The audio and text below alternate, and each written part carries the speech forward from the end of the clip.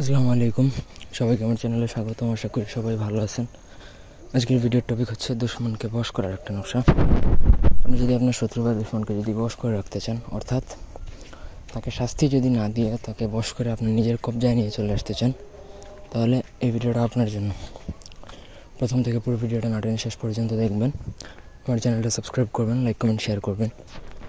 ব্যক্তিগত যে কোনো প্রয়োজন বা যে কোনো কাজের জন্য স্ক্রিনে দেওয়া নাম্বারে সরাসরি ফোনে বা হোয়াটসঅ্যাপে যোগাযোগ করে যে কোনো কাজ করাতে পারবেন, দেশে বা দেশের বাইরে থেকে। নকশাটা একটা মগা নকশা, বাংলা কিয়েতেই দেওয়া, তো প্যাটার্নটা হচ্ছে আর কি মগা নকশা।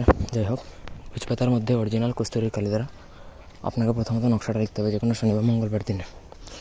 লেখার পর নিচে আপনার শত্রুর নাম বা আপনার দুশমন যে তার নাম লিখবেন। সে ছেলে হলে পিতার নাম, মেয়ে হলে মাতার নাম।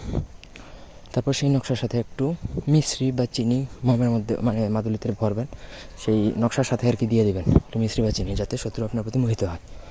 ঠিক আছে, তারপর সেই নকশাটা মাদুলিতে ভরে যাই আপনি আপনার শরীরে রাখতে পারেন, কোমরে রাখতে পারেন, হাতে রাখতে পারেন বা গলা রাখতে পারেন।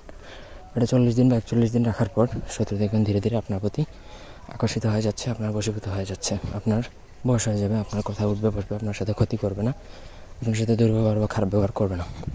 তো শত্রুকে শাস্তি না দিয়ে তাকে চাইলে আপনি বশ করে এই তদবিরের ফলাফলটা আপনি নিতে পারেন, যাতে শত্রুর ক্ষতিও করা হলো না, প্লাস আপনি আপনার অ্যাডভান্টেজটা পেলেন। তো আশা করি বুঝাইতে পারছি। কোনো অংশ বুঝতে অসুবিধা থাকলে অবশ্যই কমেন্ট করে জানাতে পারেন। ব্যক্তিগত যে কোনো প্রয়োজন বা যে কোনো কাজের জন্য স্ক্রিনে দেওয়া নাম্বারে যোগাযোগ করতে পারেন। ধন্যবাদ সবাইকে, আল্লাহ হাফেজ।